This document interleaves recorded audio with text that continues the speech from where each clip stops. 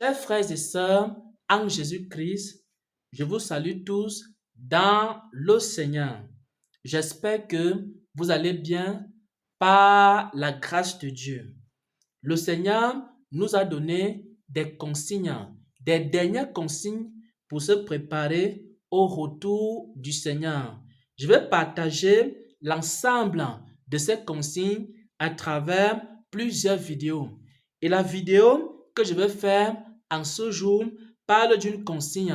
Et cette consigne-là s'appelle la communion fraternelle.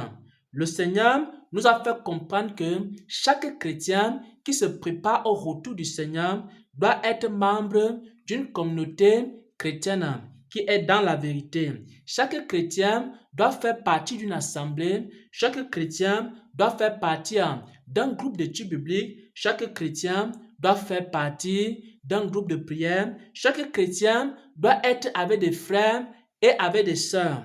Et le Seigneur nous faisait comprendre que lorsqu'un chrétien mène sa vie chrétienne tout seul, les risques de perdre sa foi sont très très élevés. Si par exemple, tu es chrétien et tu ne participes pas à un ministère, tu es chrétien, tu ne participes pas aux réunions des assemblées chrétiennes, tu es chrétien, tu n'es pas membre d'un groupe d'études bibliques, tu es chrétien, tu n'es pas membre d'un groupe de prière, alors les risques de perdre ta foi sont très très élevés. C'est ce que le Seigneur nous faisait comprendre.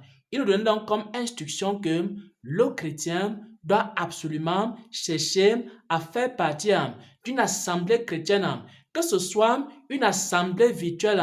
Les assemblées virtuelles, ce sont par exemple des groupes WhatsApp ou alors des groupes Facebook ou alors des groupes dans les réseaux sociaux à travers lesquels tu es avec des frères, avec des sœurs. Vous faites des prières en ligne, vous faites des études bibliques en ligne.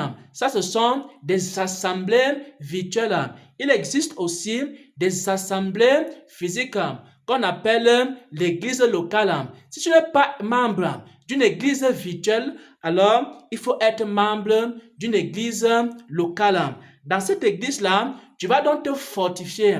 Dans cette église-là, tu vas donc grandir spirituellement. Dans cette église-là, si tu as un problème, tu vas poser cela aux frères et aux sœurs qui vont t'aider dans ta vie chrétienne.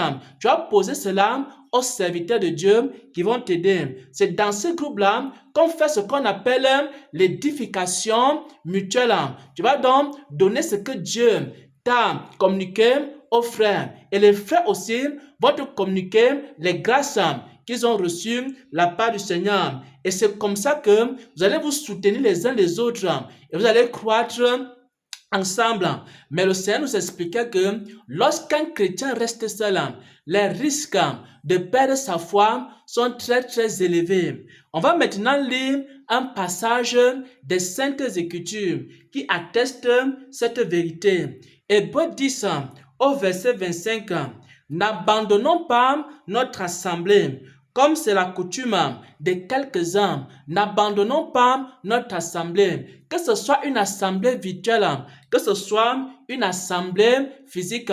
Chaque chrétien doit être membre d'une assemblée. Et c'est dans cette assemblée que Dieu va aider le chrétien en lui communiquant des paroles pour édifier les frères, en communiquant des paroles aux frères pour édifier le chrétien en question.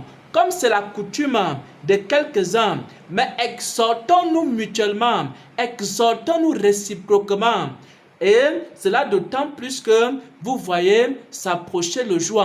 C'est ce que le Seigneur était en train de donner comme instruction. Si tu n'es pas membre d'une assemblée virtuelle ou alors physique, ça veut dire que ton salut est en danger. Ça veut dire que tu peux facilement perdre ta foi. Ça veut dire que lorsque tu auras des difficultés, il n'y aura personne qui va te soutenir. Et le Seigneur nous exhorte à vivre la communion fraternelle, que ce soit dans des églises virtuelles, que ce soit dans des églises physiques.